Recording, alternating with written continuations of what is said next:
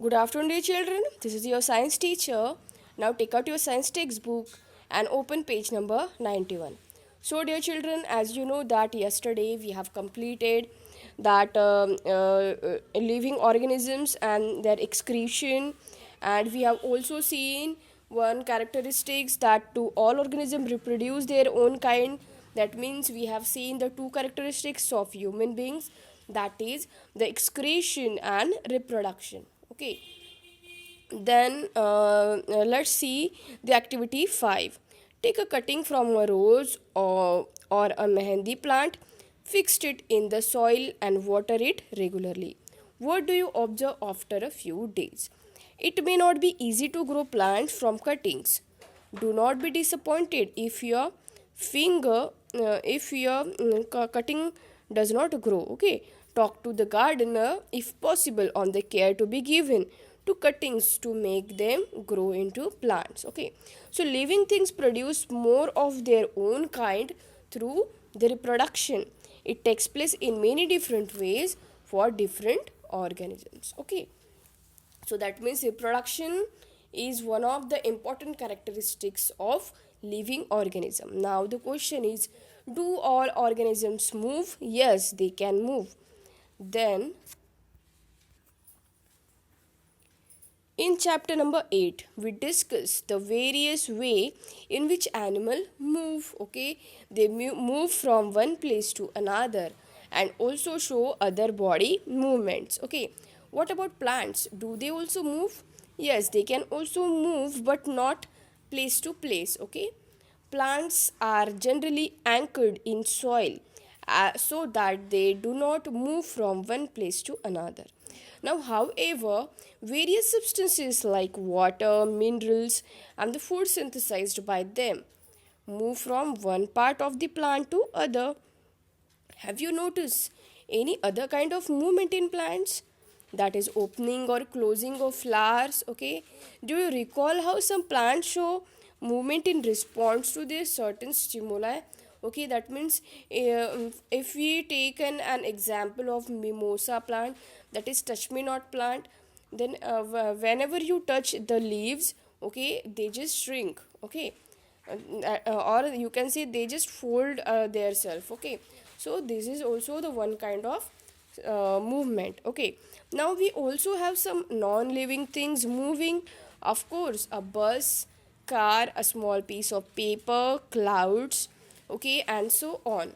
Is there something different in these movements from the movement of living beings? Yes, both are different from each other. Okay, there is such a variety of living organisms, but all of them show some common characteristics as we have discussed. Okay, yet another common characteristics is that living beings may die. Okay, so dying is also one of the main characteristics of living beings, because as you know that non-living things cannot die.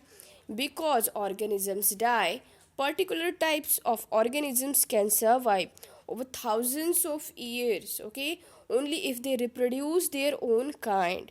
One single organism may die without ever reproducing. Okay, but the type of organism can exist only if there is reproduction. Okay, now we see that all living things seem to have some common characteristics. They all need food, they can respire, they respond to stimuli, they can reproduce, they can show movement, grow and die, they can excrete. So all are the main important characteristics of living organism. Do we find some non-living things that also show some of the characteristics? Cars, bicycle, clocks, and the water in the river move. Okay, the moon moves in the sky, a cloud grows in size, right, in front of our eyes. Can such things be called living? No. We ask ourselves, do the object also show all the other characteristics of living things? No, because they don't need food, they cannot respire, they cannot respond to stimuli, and they cannot reproduce, they cannot show movements, they cannot grow, and they cannot die. So in general, something that is living may have all the characteristics that we have discussed, okay, while non-living thing at the same time. So is this always true? Okay, so do we always find that living things definitely show all the characteristics of the living thing that we have discussed? Do we always find that a non-living thing may show only some of these characteristics and never all of them? So yes, it can be happen. So to understand this a little better, let us look at a specific example. Okay, so first of all, consider any seed. Okay, so for example, say moong. Okay, consider a moong seed. Is it living? So yes, it can stay in a shop for months and not show any growth or some of the other characteristics of life. Okay, so for example, moong seed. Okay, even dried moong seed. So however, we bring the same seed and plant it in soil. Okay, water it and it turns into a whole plant. Did this seed need food? Did it excrete? No. Grow or reproduce when it was in the shop or may months? No, it cannot. Okay, because they need certain kind of climatic conditions to grow. Okay, so we see that there can be cases when we cannot easily say that a thing has all the characteristics that we have discussed for it to be called living. Okay, now what then is life?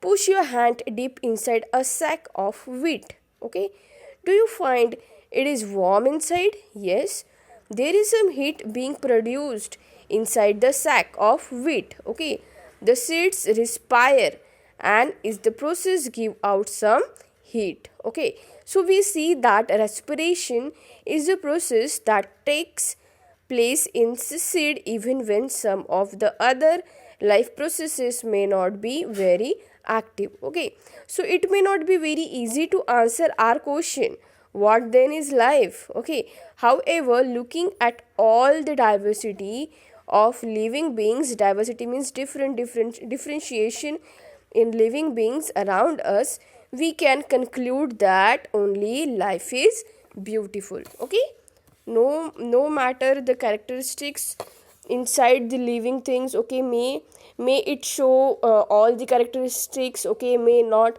but we all can say that the diversity of living being around us, and we can also conclude it that the life is beautiful. Understood? So dear children, this is it for today's video. We have completed this lesson. Okay, and I will provide you the notes regarding to this lesson. So dear children, this is it for today's video. If you have any problem regarding to this video, you can ask me. Till then, it's goodbye from my side. Thank you and have a nice day.